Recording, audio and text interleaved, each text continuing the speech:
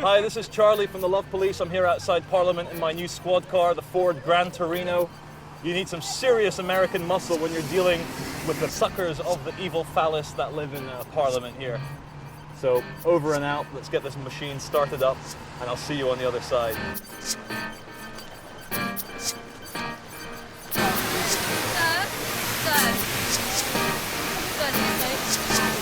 Nice to be here, and we've done this filming time. My name is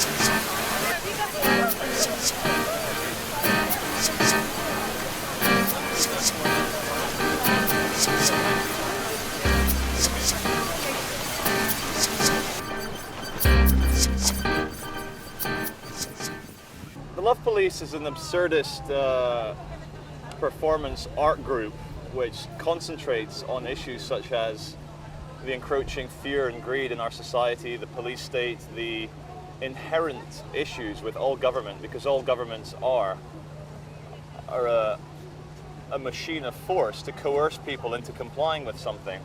And we survived for hundreds of thousands of years as human beings, Homo sapiens, without being ID'd, without being DNA database, without being surveilled by CCTV cameras everywhere. And here we are in London, and the Love Police was born in London. This is the most heavily surveilled city on Earth. Are you going to film me here? Sorry? Are you going to film me here? Yes. Yeah. Which channel are you? We're with just independent film students.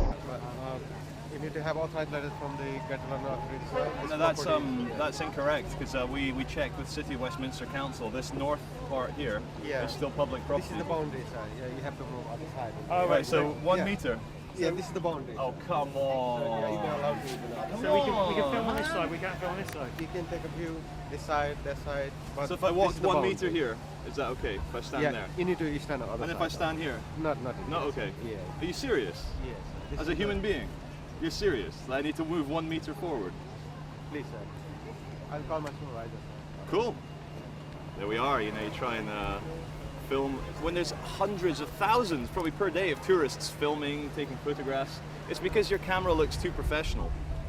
Who knows what you might be using this for? Can you imagine in a city covered by CCTV that a group of guys might want to take their own footage? I mean, we must remember that from these buildings here, the photons that shine off these buildings obviously belong to the Queen, you know, so.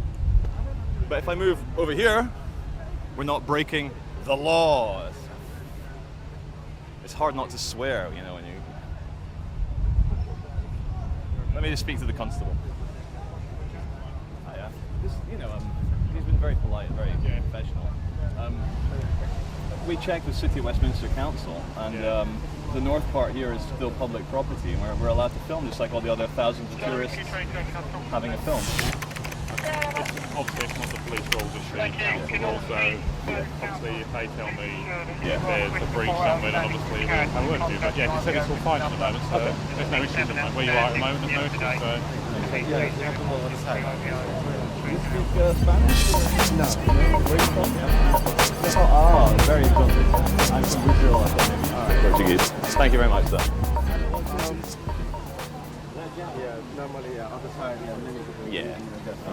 The thing is, it's because like there's tourists filming everywhere. We're just the same, you know. I know, but the property is a Catalan authority. No, but even if it were a Greater London Authority or whatever, we're still human. Yes, so please. Yeah, if you move other side, then it will be fine. Okay. I know you're only doing your job and stuff, and it's not. We have advisors every corner. So All right. Okay. Because he's only doing his job and he's being really nice, we'll respect his wishes. Thank you. Thanks very much. Everything is okay started. I was working in the city, and I was one of the witnesses for the IPCC, the Independent Police Complaints Commission, for the death of Ian Tomlinson. You guys know about that? He was the G20 protester who was violently pushed down by a policeman in riot gear and killed. And the kind of protest after that against police brutality, I met a guy called Danny holding a sign saying everything is okay. And I had the megaphone and the camera.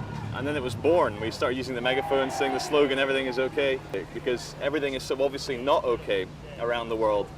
And the irony inherent is, if everything was okay, why would we go around with signs telling people everything's okay? So it's to make people think.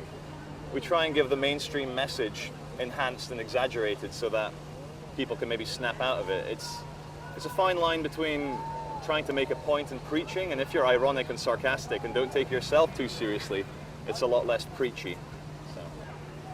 One of the main things we do is hug authority figures, and it is very anarchic, because once you've hugged someone and felt their heart beat right next to yours, it's a lot less likely they'll handcuff you or beat you with a truncheon. And yeah, 100% success rate. I've never been arrested by anyone that I've ever hugged. So a lot of people say the success of the Love Police, as your question is, like, how's it been successful, is because we actually do try and see the human being underneath the uniform, underneath the robotic programming. And I'd say the best moments on film that we have is when you see the facade of the training and the indoctrination of a police officer break down, and he looks at you like a fellow human being, and then you go in for the hug, and the rest is history. It's a romantic moment. It's bromance.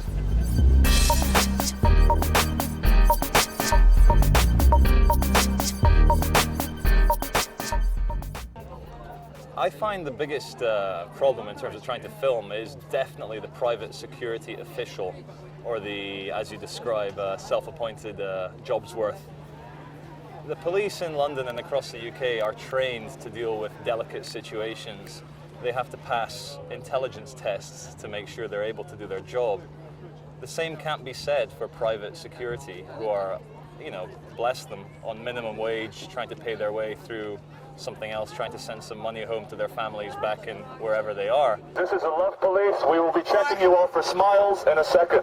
Can I ask you, sir, why are you dressed up impersonating a police officer? I suggest you put your megaphones down and stop protesting, please. You're suggesting that I put my megaphone down and stop protesting? Now. I am not protesting. I am just speaking through a megaphone, Well, you're not allowed. and what I do is give people like you hugs. No, you won't, What you sir. need is a hug. No, you won't, sir. No, you do need a hug, You won't, honestly. sir. Who would like me to give him a hug? Because I think they get so bored, and unlike the police, they don't drive around all day catching robbers and and rapists and murderers. Their job is just to sit at a desk and protect a corporate building against intruders. So in Toronto or in Edinburgh or here in London, I've been assaulted many times by private security, who are quite happy to grab the camera, happy to push, quite happy to just basically impose some of their Jason Bourne saving the world from the terrorists kind of attitude on me. And they're very, very quick to say, even in fact yesterday we were filming outside the London Stock Exchange, and the security said that because I'd filmed his face by accident, he'd have to seize the camera, delete all the footage, and take my details.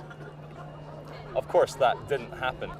I believe I've been arrested now. I've reached the lucky 13th number, 13 times, if I'm measuring correctly. And there was one other time where I got arrested to prevent a breach of the peace, which I think is a wonderful Minority Report pre-crime unit of the Metropolitan Police. I was at a protest filming, and I got arrested to prevent a crime taking place. And this is a new thing that the new Labour government brought in. Before that, you could only be detained if the police had reasonable suspicion that you had committed a crime. Before the Tony Blair government, you could not get arrested to prevent a crime. The very notion of that is absurd and ridiculous in a free and open society, which we masquerade to be. I have two opinions about the erosion of civil liberties. On a very kind of basic human level, I think since the terrorist attacks of September the 11th, which were the most diabolical work of art we've ever seen. It was like a Jerry Bruckheimer production, but real, with real people. Human beings do tend to close in on one another when they're fearful and have more control. And they've done studies, primatologists studying primates, apes, have seen that what the alpha male will do in his horde or tribe of monkeys or apes, whatever you call them, platoon, troop of monkeys. The alpha male, what he will do is he will commit random acts of extreme violence amongst the other males and females of his group of apes, just to ensure that everyone's on edge, and they kind of rally around a strong man, a strong ape. And the same is with humans. There will be random acts of false flag terrorism or real terrorism to kind of justify the big brother, because we are mammals after all, and we will come together. And we won't start questioning the ideals of democracy or freedom or liberty when we feel we're under attack. What we will do is give up our freedoms and rally behind a powerful leader who is there to save us. As human beings, we need to stand up and say, hold on, what right do you have to be filming me and documenting what I do and asking me questions about my life? Where is the social contract that I signed saying that I will give the authorities the full right to control me as an individual? There is no right. If we are to carry on the traditions of the Enlightenment in the Western world, we need to follow it through to its logical conclusion, and that is that what we need is an anarchic state with a very small night watchman group of police.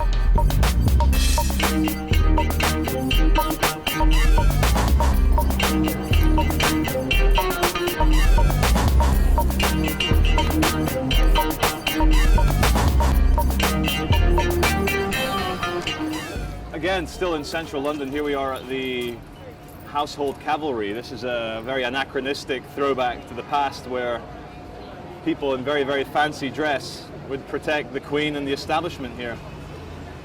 It's not exactly something that makes me sad to see this, but it is quite funny to see the incredible admiration the public has for all this pomp and ceremony and power. And it's nice to see this gentleman here connecting with a horse, because that poor horse has this metal bar through its mouth and it's obviously in a lot of distress. But this isn't the only mammal distressed here. There's also a divine and beautiful human consciousness forced to wear this fancy dress of murder and warfare. And you know, instead of holding a bouquet of flowers, he's holding a very shiny sword, and swords are used for killing people.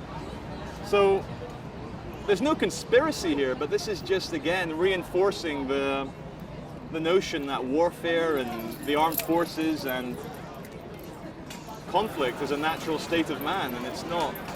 Governments are the world's greatest killers, and if you take the philosophical argument that all governments are... Look at this poor horse.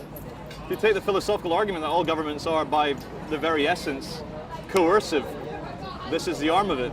And, you know, surely if we're going to have people sitting atop big mammals like this, surely we'd want men who have been through puberty, because this boy is about 14 years old.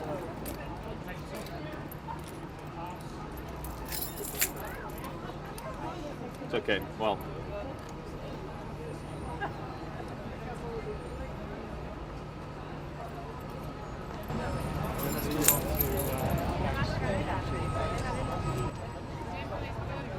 Ladies and gentlemen, 1 million dead in Iraq and Afghanistan. 1 million. Oh, the man on the horse, sorry, the young boy on the horse has just said to me, F-U-C-K off.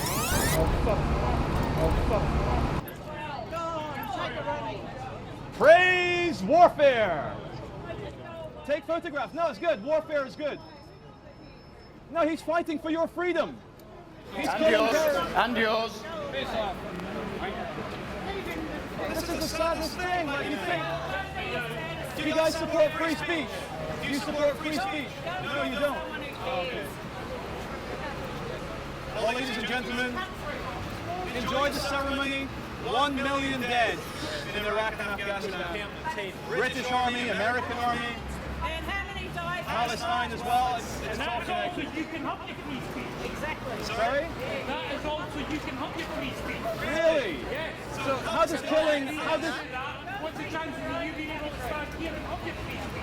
No, that's got nothing to do with warfare. Free speech has been fought for by normal people like you and I against the establishment. Do you think the establishment just wants you to speak freely?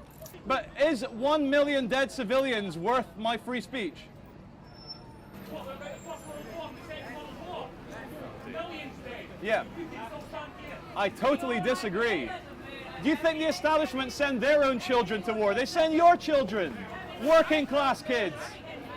You're not going to get Prince Harry or Prince William getting killed on the front line or getting his testicles blown off. It's going to be young men like this. And I'm allowed to talk because I was in the British Army. I believe the hype. The truth is, the biggest terrorists are the British Army, the American Army, and the Israeli Army. We all know it. We all know it. We all know it. We all know it. So you served in the British Army? For 6 months, and I quit. Really? 6 months? Yeah. I've been on the toilet longer. Cleaning the toilet. There you go. Anyway, thank you very much. Thank you for saving us.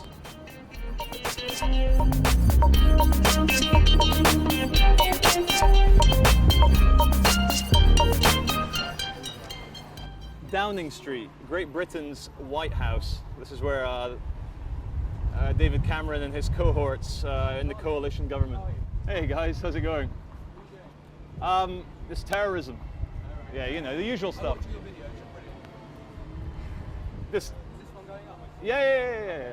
This, where we are now in Downing Street, this area is within Section 28 of the Serious Organised Crime and Police Act. This was a law brought in exclusively for an activist called Brian Haw, who set up a camp outside Parliament.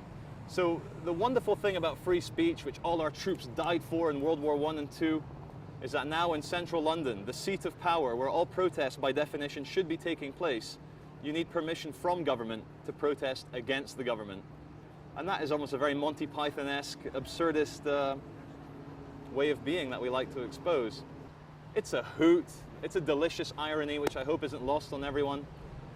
But alongside the horse guards, the household cavalry with the big swords, here we have something which is meant to be, you know, all about liberty, fraternity, brotherhood, enlightenment, the Western liberal ideal of libertarianism, behind these massive cast iron gates with militarized police. These guys look like they're about to invade Poland.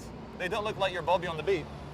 They're wearing stormtrooper uniforms with big machine guns. If you notice the officer just directly behind me, he has an electronic torture weapon on his jacket called a taser. And it's very troubling that increasingly now we're seeing that. Here's my favorite troll.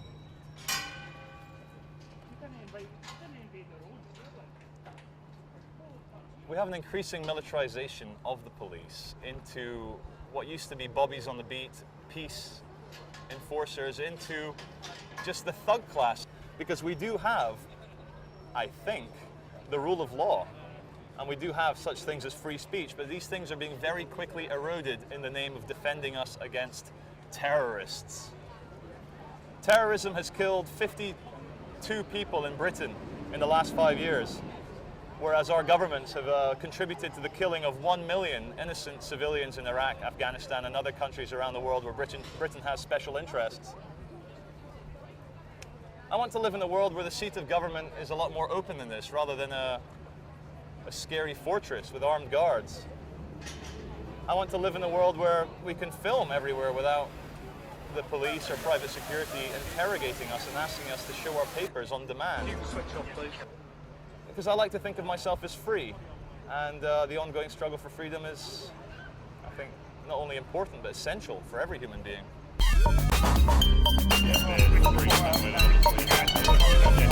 Yeah,